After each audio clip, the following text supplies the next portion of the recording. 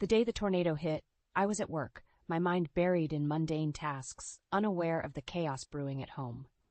It was a typical spring day in our small town, the kind where the weather can't decide between sunshine and storms.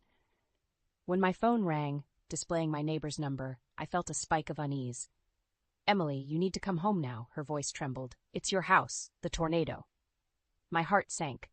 I rushed through the emptying streets, the sky a menacing shade of gray. Turning onto our street was like entering a nightmare. Trees uprooted, power lines down, our neighborhood looked like a war zone. And there, standing defiant yet wounded, was our home. The sight of it brought a lump to my throat.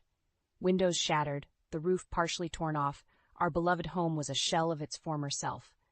But it was still standing. That was something. Thankfully, no one was home when the tornado struck. My husband, Mark, and our 2 kids were safe, which was all that truly mattered. But as we stood there, surveying the damage, I felt a sense of loss for the life we had built within those walls. We spent the next few hours salvaging what we could. Our neighbors, true to the spirit of our tight-knit community, rallied around us, offering help and support. In the midst of this chaos, there was a sense of unity, a shared resolve to rebuild not just our home, but our lives. That evening, we found temporary refuge at my sister's house. Exhausted, I finally had a moment to sit down and check my phone. It buzzed relentlessly with messages and missed calls. As I scrolled through, one particular notification caught my eye. It was a Facebook post from my mother-in-law, Linda. The post was dramatic, to say the least, claiming our house was completely destroyed. I felt a surge of irritation. Linda had had a penchant for exaggeration, especially on social media, but this was a new low, even for her. "Can you believe this?" I showed the post to Mark, who let out a weary sigh. "She just doesn't get it," he said, his voice a mix of anger and resignation. "She knows I hate it when she posts about our personal life." The post had already gathered a string of comments, people expressing shock and sorrow, offering prayers and help.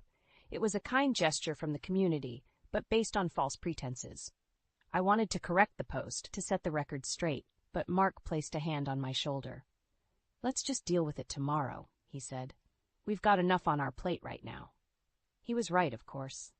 But as I lay in bed that night, unable to sleep, I couldn't shake off a growing sense of anger.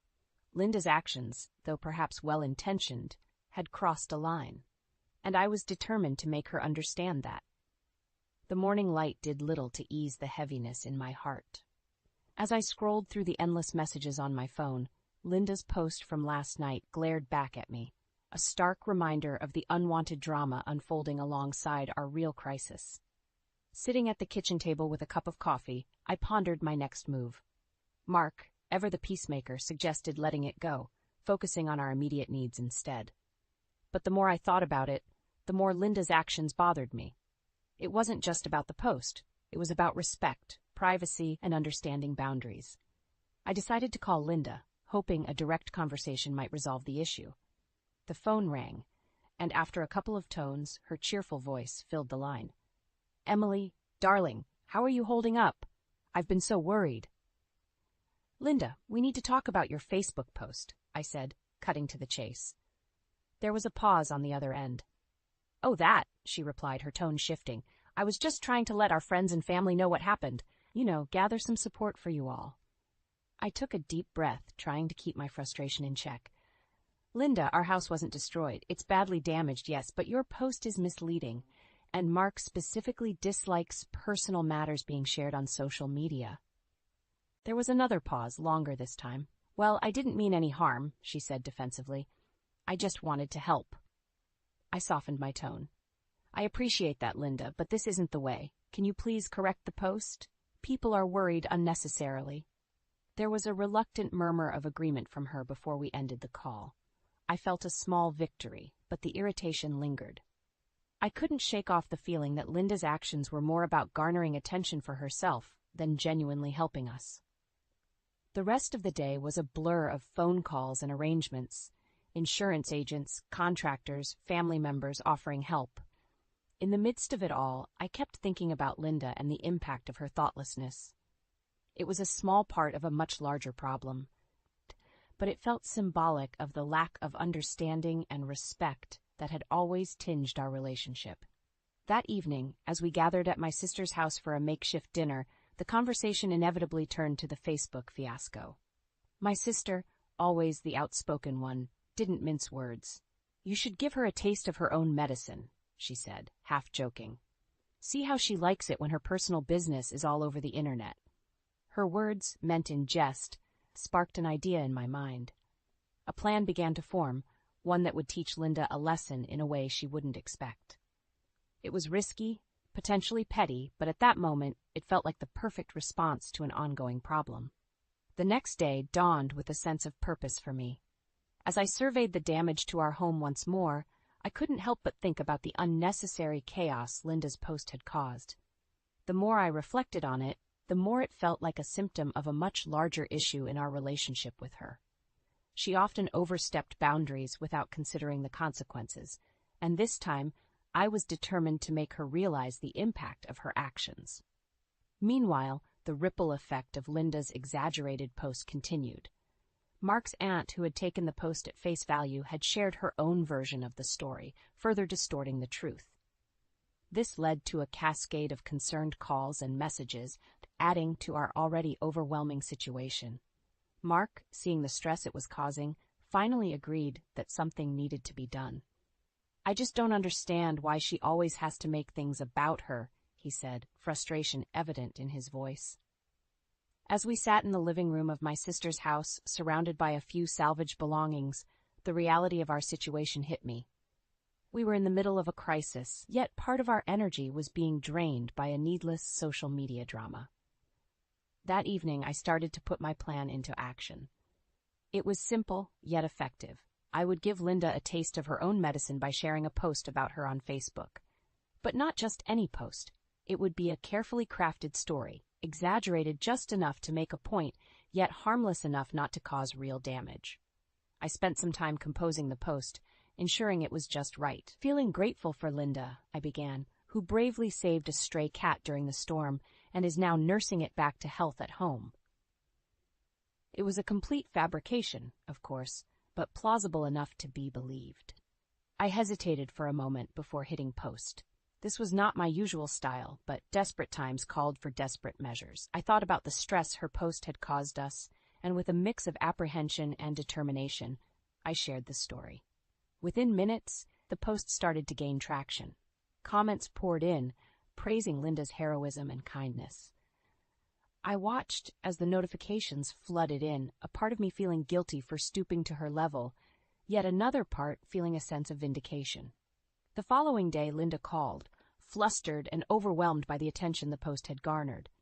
"Emily, I don't know what to do. Everyone is asking about this cat, and I don't even have one." I tried to keep my voice steady. "It's overwhelming when people share things about you on social media, isn't it?" There was a long pause on the other end. I see your point," she finally said, her voice a mixture of embarrassment and realization. It was a small victory, but an important one. Linda had finally experienced firsthand the impact of her actions. It was a lesson in empathy, delivered through the very medium she couldn't resist. The aftermath of my Facebook post was immediate and revealing. The phone call with Linda had ended on an awkward note, but it sparked a necessary conversation. Later that day, she came over to my sister's house, a rare gesture of humility in her eyes. "I didn't realize how my actions affected you and Mark," Linda began, her usual confident demeanor replaced by a hint of vulnerability. "I never intended to cause you more stress." I appreciated her effort to understand, but years of accumulated frustration bubbled to the surface. "Linda, it's not just about the post. It's about respecting our privacy.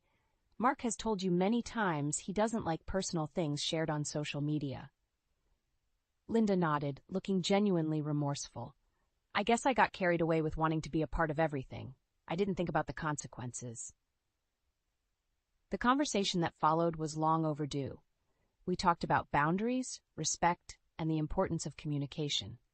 For the first time, I felt like Linda was truly listening, not just hearing what she wanted to.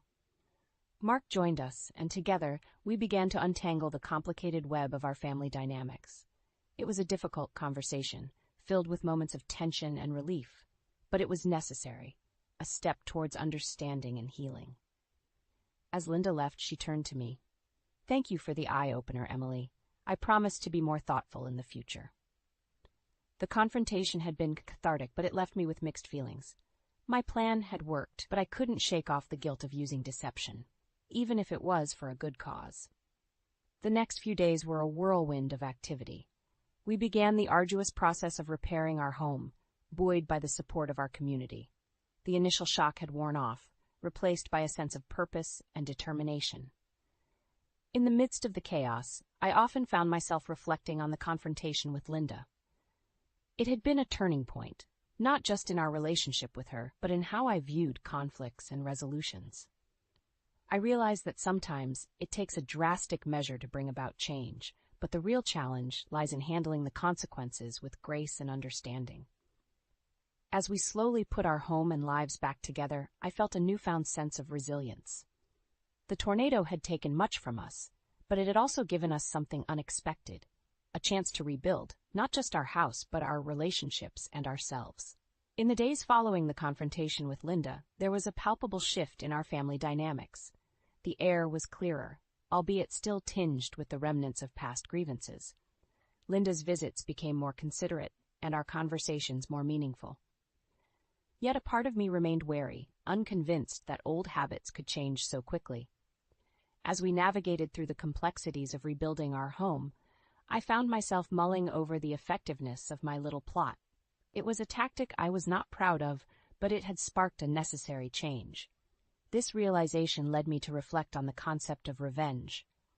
Was it always a negative impulse, or could it, in some contexts, be a catalyst for positive change? I discussed these thoughts with Mark one evening as we sat amidst boxes of salvaged belongings at my sister's house. I keep thinking about what I did with that Facebook post, I admitted. Part of me feels guilty, but another part feels like it was the only way to get through to your mom. Mark took my hand, his eyes understanding. I know it wasn't easy for you, but it did make a difference. Sometimes we need to shake things up to make people see things differently. Encouraged by his words, I started to view my actions in a different light. Revenge, in its many forms, is often seen as a petty or destructive force. But in this case, it had served as a mirror, reflecting the consequences of one's actions back at them. This perspective became a source of strength for me. As we worked through the endless tasks of restoration and dealing with insurance claims, I found a newfound assertiveness. I was no longer hesitant to speak my mind, especially when it came to decisions about our home and family. Linda, for her part, seemed to have taken the lesson to heart.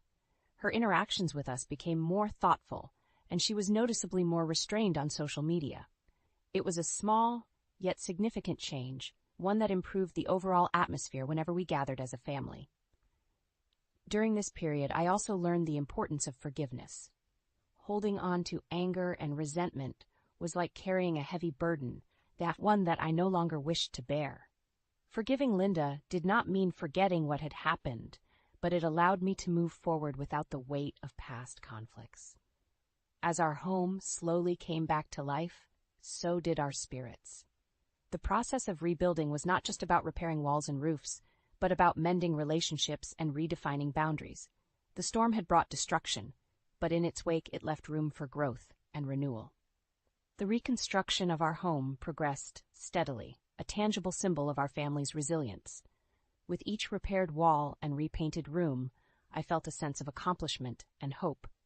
This period of rebuilding was not just physical, it was emotional and relational as well. My plan, which had initially been born out of frustration and a desire for revenge, had unexpectedly opened a path to healing and understanding. Linda's transformation, though gradual, was evident. She became more mindful of her words and actions, showing a level of consideration that was previously absent. One weekend, as we were unpacking some boxes in the newly restored living room, Linda dropped by, unannounced yet welcome. She came bearing a homemade cake, a small but significant gesture. We sat around the kitchen table, savoring the cake and the comfort of easy conversation. "I've been thinking a lot about what happened," Linda began, her tone reflective. "I realize now how much I've overstepped in the past. I'm sorry for the stress I caused you both." Her apology was sincere, and I felt a wave of relief wash over me. It was the closure I hadn't realized I needed. "Thank you, Linda. I said, meaning every word. It means a lot to us. As we talked, I saw a new side of Linda. She listened more than she spoke, her responses thoughtful and considerate. It was a stark contrast to the Linda I had known, the one who always seemed to be at the center of every conversation. This change in Linda had a ripple effect on our family dynamics. Mark and I found ourselves looking forward to her visits, appreciating her efforts to be a better mother and mother-in-law. Our conversations delved deeper, moving beyond surface-level pleasantries to genuine discussions about life, dreams, and fears. In these moments, I realized the power of communication and empathy. My initial plan, conceived in a moment of frustration, had unknowingly paved the way for a deeper connection. It was a reminder that sometimes the most challenging situations can lead to the most profound transformations. As our home neared completion, so did our journey of reconciliation and understanding. The experience had taught us the value of patience, forgiveness, and the strength of family bonds. We had weathered the storm, both literal and metaphorical, emerging stronger and more united. With our home fully restored and our family relationships on a new, healthier trajectory, I took a moment to reflect on the journey we had undergone. The once damaged walls of our home now stood strong and vibrant, echoing the transformation within our family. Linda's evolution was the most remarkable. The once overbearing and intrusive mother-in-law had become a thoughtful and considerate part of our lives. Her change was not just in her actions, but in her understanding of us as a family. She respected our boundaries and became an integral, positive force in our lives. This transformation was not lost on our extended family and friends. They noticed the change in dynamics, often commenting on the newfound harmony at family gatherings. It was a testament to the power of communication and the willingness to change. As for me, the entire ordeal had been a profound learning experience. I had confronted a challenging situation with a plan that, in retrospect, was risky and could have backfired. But it had led to a positive outcome, teaching me the importance of standing up for what I believed was right, albeit in a non-conventional way. I shared these reflections with Mark one evening as we sat in our rejuvenated living room. I never thought that a plan born out of frustration would lead to such a positive change, I mused. Mark smiled, taking my hand. Sometimes it's the unexpected paths that lead us to the best destinations. I'm just glad we've come out of this stronger as a family. The incident with the tornado and the subsequent fallout with Linda had brought us closer together. It had shown us the strength of our bond, the resilience of our family, and the transformative power of empathy and understanding. Our home, once a symbol of loss and chaos, had become a haven of love and unity. It stood as a reminder that out of destruction can come growth, and out of conflict can come harmony. We had not only rebuilt our home, but had also restructured our family dynamics into something stronger and more meaningful. As I looked around at the walls that had witnessed so much, I felt a deep sense of peace and gratitude. We had weathered the storm, and in its wake, we found a deeper appreciation for each other and the home we shared.